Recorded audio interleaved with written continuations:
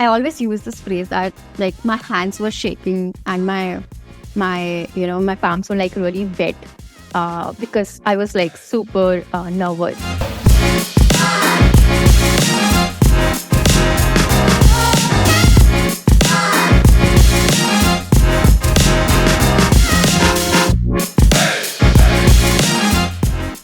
At the time. Like, it's just imagine, right? Like a random girl standing on the streets of Gurgaon, a city which was not even known to me, and selling something to the strangers. So I remember I had like this pamphlets in my hand, right?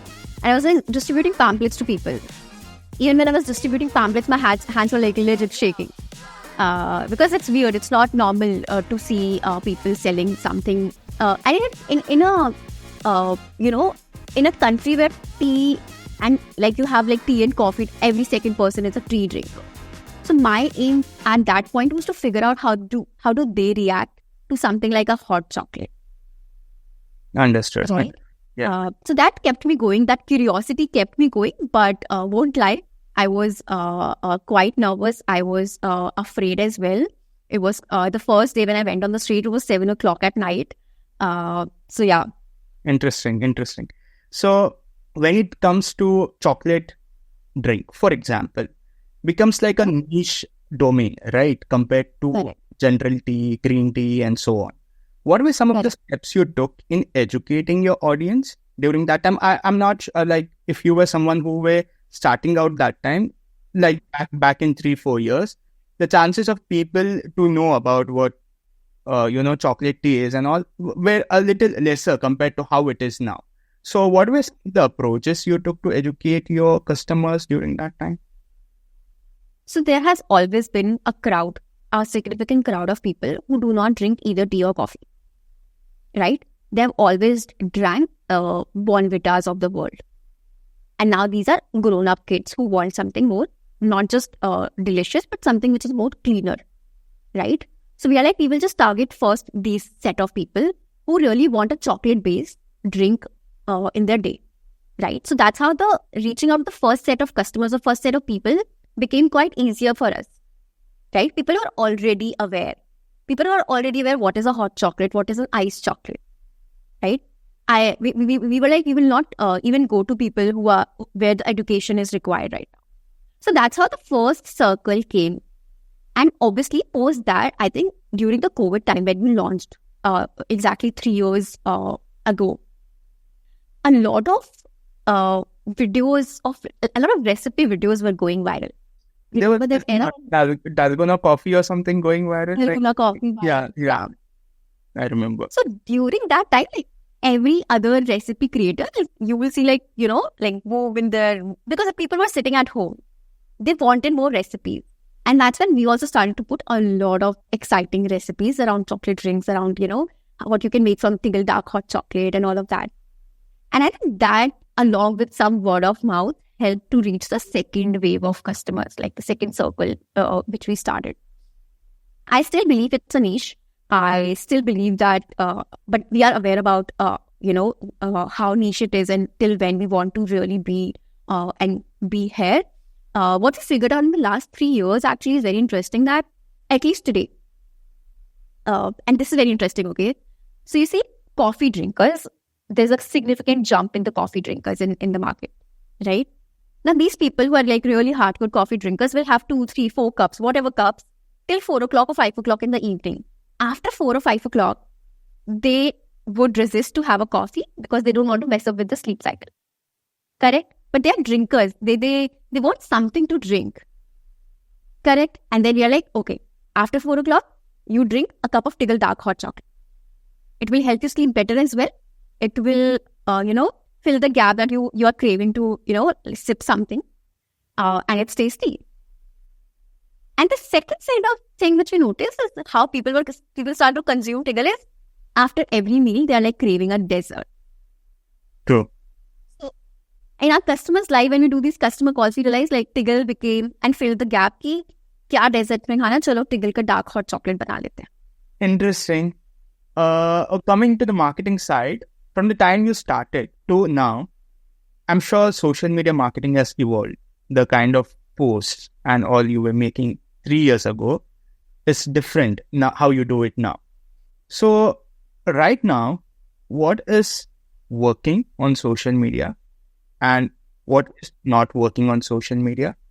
And if a new entrepreneur who is starting, let's say starting with an Instagram page, what are some of the things or the content formats they need to focus on and what they have to, not take a look at? I think, at least for what has been for Tiggle till now, social media or Instagram or anything, it's just a platform which is made for us, right? Reels came, everybody started doing reels and all. But that is just a format. What we need to figure out before the format is what kind of information, what is the narrative of your brand, of your story. So I could tell you something which we have been like analyzing a couple of days ago. It was like a year wrap, so we were just thinking about that, and which is, so there's this concept called What's Up Tiggle. Okay. It's an initiative which we started in, I think, the first quarter of the launch of Tiggle. Okay. And there's a tagline. The tagline is raw and real stories from behind the scenes of building a brand. Okay. Okay. So in this series, what we used to do and what we do is we share a lot of what happens in the back end to deliver what you see in the front end. Right? Like, how did we really reach 100 orders? What happened when we run Facebook ads? How did we get on like a quick commerce platform like Blinkit? There's this one reel which crossed 200K views, and the reel ka topic was, so our stock of some 60,000-70,000 got rejected because of a barcode issue. So we shared with people, we documented that journey, and we shared with people all of this happened. At the start, 3 years ago when we started, 2.5-3 years ago when we started with social media for Tiggle, we used to do this in a carousel form where we used to write stories on the image, in the caption. Now we do that in the reel format. The concept is same. We need to share what is really happening, the raw and real stories. How we are delivering it to you has changed. The concept is still the same. And the reason I'm sharing about What's Up Tiggle, because at least for Tiggle, this set of stories has really helped us very strong community. Right? These set of reels or posts or slash carousels are the ones which get the highest engagement.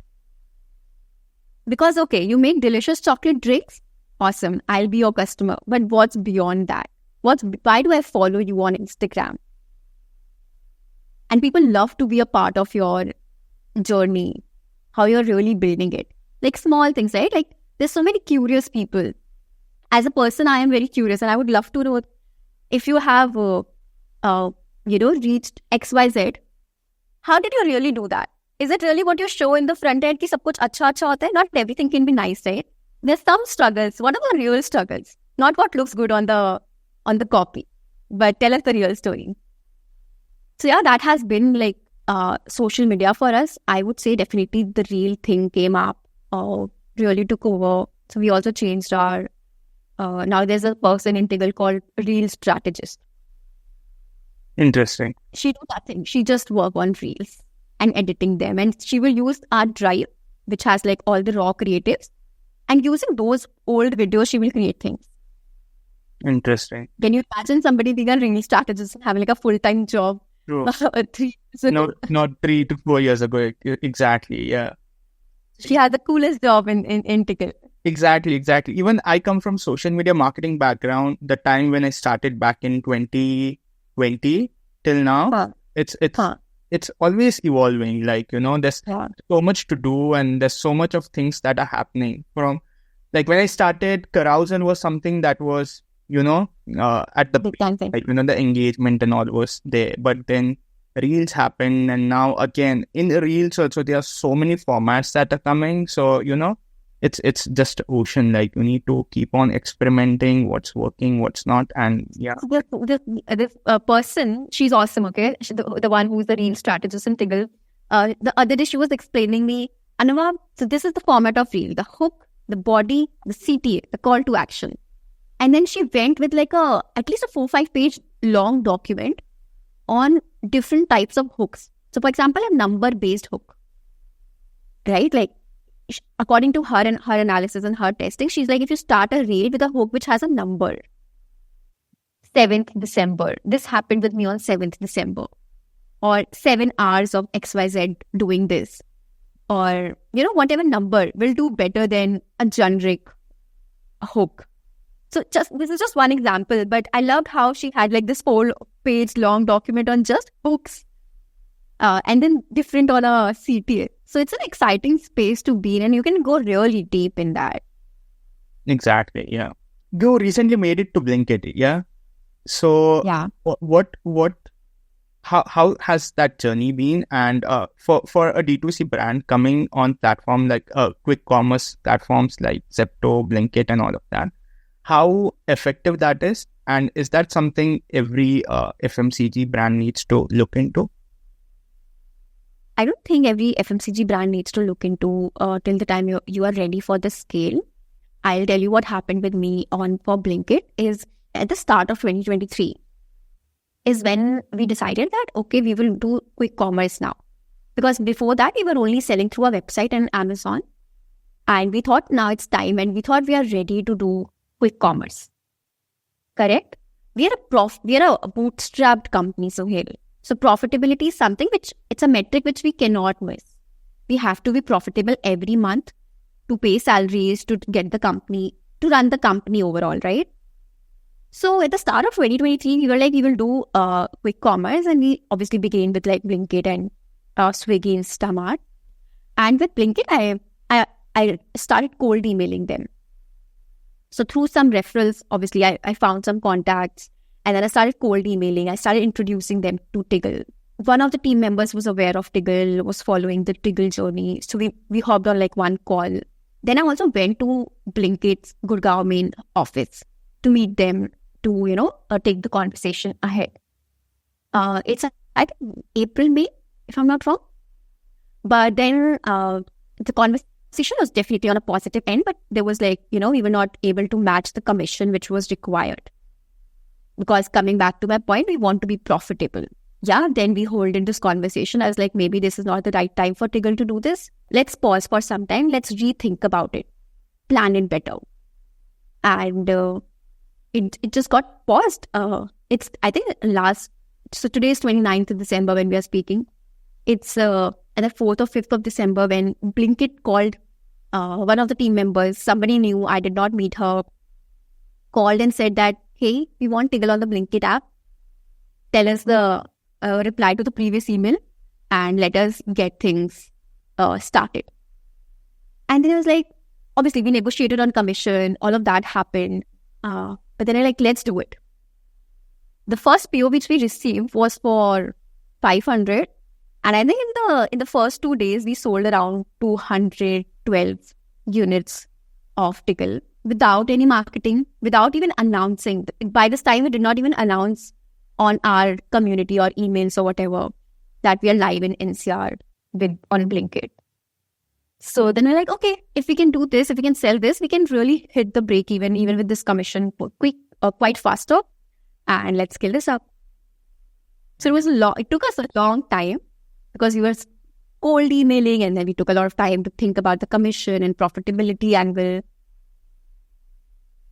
Cool.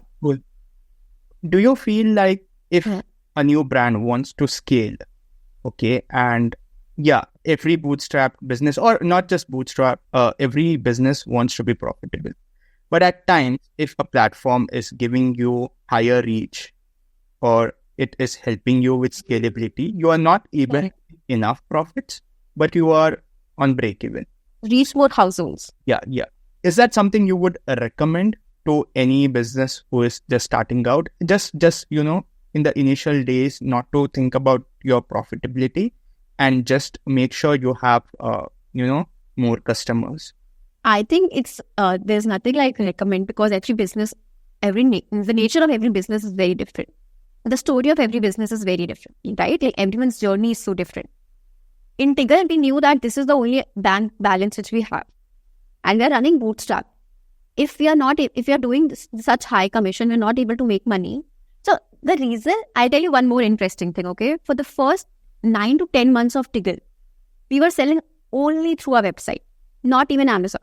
It's not that we wanted customer data so that, we can be like, email marketing, and then really build them into Tiggle ambassadors. The aim was very simple. We wanted to see the What is Tiggle ambassadors? Tiggle ambassador meaning like you sharing up Right, Tiggle right. friend circle. Understood. Okay. So yeah, so we just sold through that. We did not even do Amazon, and then Amazon came to the picture. For another brand, it could be like we will launch on like 5 platforms altogether, right? So I think it's you, and you need to figure out how fast or slow you want to go. You want to be profitable or not at the get going. We wanted to be profitable at the get going. If you had to go with one thing, obviously you would go with profitability compared to having higher customer base. But is that something, some businesses, for instance, if they want to like, okay, profitability, we'll think of it later, maybe after 6 months or something. Right now, it's just acquiring more customers. Is that a good approach to take when you're just starting out? Or would you feel like demotivated after a certain period of time? There's so much effort. Not at all. Yeah. How does Not at all. If my bank has balance, and I also think like the reason we chose to go Blinkit or quick commerce is because now I think we are ready. We are ready to suffer tad bit on the profitability angle and be like, hey, we will reach more households because we know what is our reorder rate. We know how frequently the customer is coming back. There's a lot of clarity on those metrics, which we were not aware of when we were launching Tiggle, right? Coming back to your question, I don't think it's a bad approach to go like, I'll cater to more customers first and then we'll think about profitability. All you need to figure out is how aware you are with your metrics. If you are today saying that, okay, I'll be going with, I'll reach out to more customers and let's forget about the profitability. But let's consider you are selling a mattress. Or you are selling some houseware stuff like cupboards or something. How frequently, if I'm your customer, how frequently Anuva will come back to you to buy from you? If you lost your money in the first order, you should at least be able to make money in the second, third, fourth, or fifth order. Correct? Because till what time will we survive on just the first customer?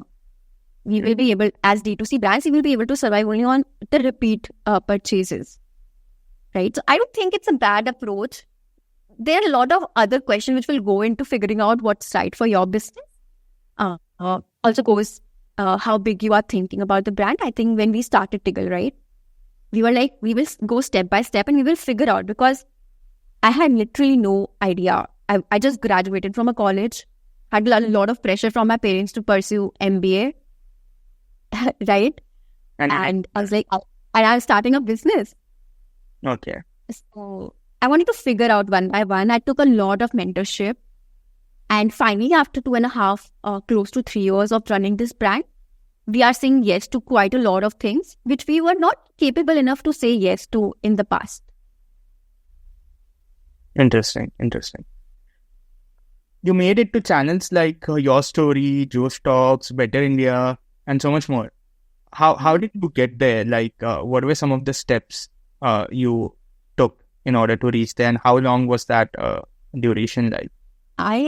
We did not do anything. We did not reach out to anybody. I remember Your Story was the first article which came out.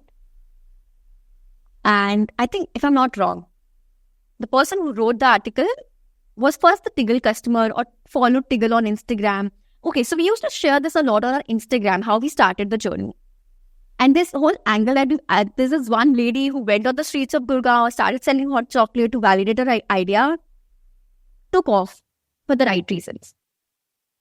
And that's how I think Your Story editor or writer, reached out, and then we had this interview, kind of a call, just like how you and I are having right now.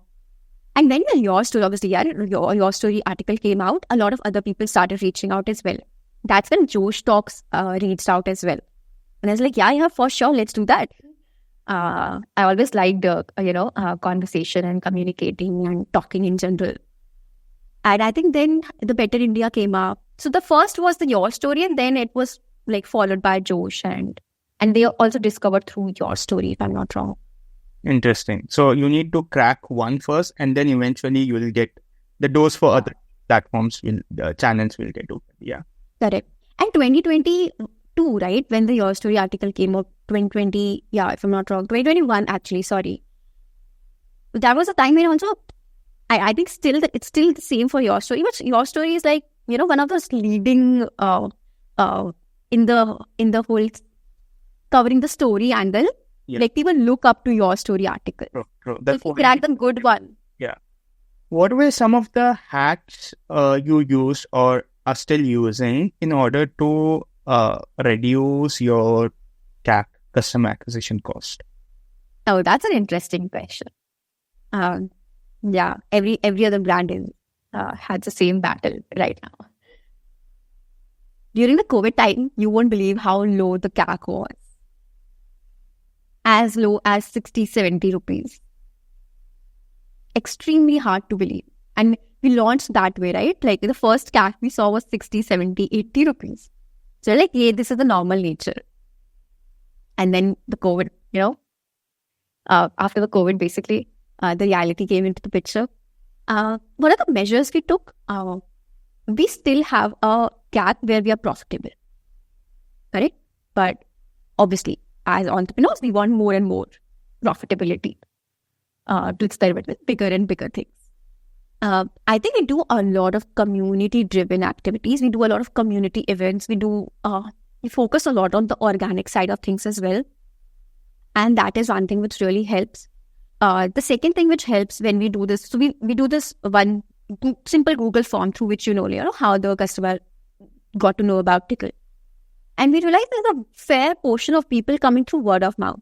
And obviously, I'll go back to that. The reason people are coming through word of mouth is the product is good. If I like something, I'll just share with my friend, right? Hey, I tried this hot chocolate, or hey, I tried this iced chocolate. You should try this brand as well. Or I'll put up a story. So that is one thing which happens on organic once you crack a good product. But some of the ideas which we are currently also experimenting with is, can you send a small card with every order that says, when you make your first cup of Tickle, take a photo and put up on your story and tag us. We will send you a surprise in your DM, right? And if Sohail is doing that, and let's say even Sohail has like 5,000 followers or 2,000 followers, and you have like 200 people viewing your story, at least these 200 people saw Tickle. And if they by any chance come to your Instagram, Facebook marketing will take care of retargeting you and showing your Tickle ads. I've been getting that. The person who is running performance marketing is doing a great job. Like I came across your page and I just scrolled through and liked your post, and now it's been like 2 weeks. I'm getting ads from you guys. Yeah, you should order now. No, but yeah, these are some ideas which you keep experimenting. Some will work, some will fail for sure. But I think that's like some of the ways you can obviously work on the acquisition cost. And also one thing to notice right now, and at least what I've been seeing through a lot of other D2C friends also, who started at the same time, people have started to go offline now, right? Now, offline can be in any ways. Offline has distribution, then they started going retail, or offline as they started going QCR. So that's also a very interesting pattern which we have been noticing, that all the online brands which started during the COVID, period have started, they perhaps realized, or there's some trigger, I don't know exactly, but have started going offline. Interesting. And even Shopify recently changed their, not title, the homepage, right? The title that they had over there. Mm-hmm. It's focusing more on commerce. The E is gone now from there. So they are like a solution to commerce. Yeah, that's something I noticed recently. It's been like a week or something. And I feel down the line coming days, right? That's how it's going to be. Like you have presence offline as well as online. And that's how it's going to work is what I'm feeling. Yeah. No, I agree. I agree with you. I think that's the only way you can also build like a really, larger company. That's the aim. True. It has to be like a mix of both. But then that being said, I also feel it's very important for the core team to realize that when is the right time to go offline. right? For example, when you were discussing about quick commerce or Blinkit in general, I'll tell you, if we perhaps started with Blinkit in April, May, we would have not been able to match our capacity was not as much as it is today. We would have like failed with Blinkit. So very important to analyze when you are ready for it.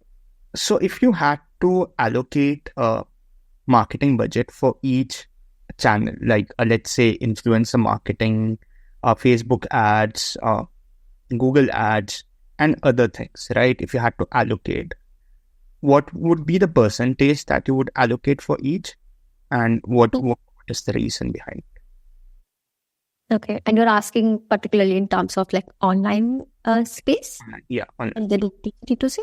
Okay, for Tiggle, this is what we do right now. And there's not much change we would like to bring it in the percentage, I'd say. Majorly is 70% of our marketing budget goes to your Facebook ads, right? Meta ads, basically. Instagram and all of that is already covering that. Then another, I would say 15-20% goes to our Google ads, which we would like to reduce further, because the pattern which we have seen is that all the people who are converting from there are like people who are searching for Tiggle hot chocolate. So we would like to save up from there, because they are already there for Tiggle hot chocolate. Even if you do not show the ad to them, they will perhaps go and buy. This is an assumption, we can be wrong as well.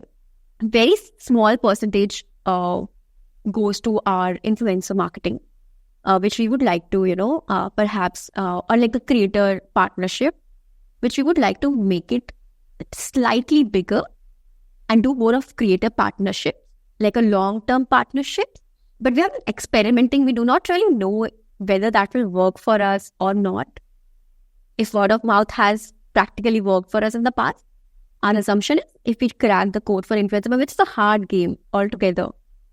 So it might work in our favor, but less than 5% is going for your influencer or creator partnership. The rest 5% is all miscellaneous, goes with like multiple other experiments which team keeps running.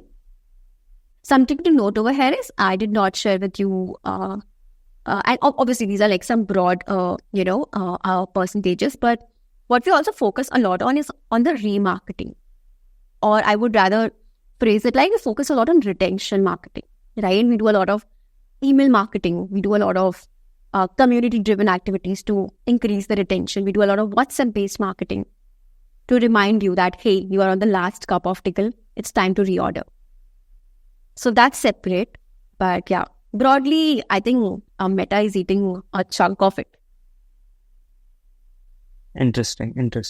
To end this episode, I would like to ask you one question, and then we can go ahead with, what is that one advice you would give to a struggling entrepreneur into the D2C space? Okay. And I think two, not one. And what has worked for me, not sure if it will work for somebody else or not, but one, and both the advices will help you with like starting in the growth phase. And the first one, which will help you with the start phase, is start. I think we overthink about starting, right? We are like, oh, this will happen, then I'll start. Once I get the funding, then I'll start. Once I have like, this much in my bank account from my first job or my second job or whatever, then I'll start. So I think we spend a lot of time. Rather, what we need to do is quickly, if you get an idea, validate the idea. I got this idea of running a postcard company. I was in college last year that time. So I started making postcards. I ran this for 3.5 months, and then I think this doesn't have any scale. Let's shut this down. Then the Tiggle idea happened. And then I think Tiggle idea, I really appreciate, and I really feel happy and, grateful to have that, courage to really go on the streets of an unknown city to test out an idea. The only help that validation thing gave is, okay, there's some scope. We will figure out how we build the brand. We had no name like Tiggle when I went on the streets. So we spent a lot of time thinking about, let me figure out the brand name, brand logo, then I'll start. No, I think we need to start. Small, big, whatever. And the second thing which I have learned through a lot of struggle, Sohail, is that everybody's journey is different. So you focus on your journey. So when you get the boom, you're able to tackle the boom, right? We often think that, oh, it's been 6 months of me launching the brand. Why am I not already 100 crores company? Why am I not doing, or why am I not doing a 1 crore business monthly? It's been an year of launching the company. And then if you have really ambitious and, good circle around you, they will also push you that, hey, this company was able to do that. Why are you not able to do that? And that's a good thing. It's like obviously a great thing to look at the bigger number. But then also we need to understand that everybody's journey is different. How you started, when you are expecting a boom. So just knowing this, and knowing that, okay, the journey is different. Let me focus on mine and get the things done is more important than any other thing in this world. So yeah, that's what works for me, not an advice. Yeah.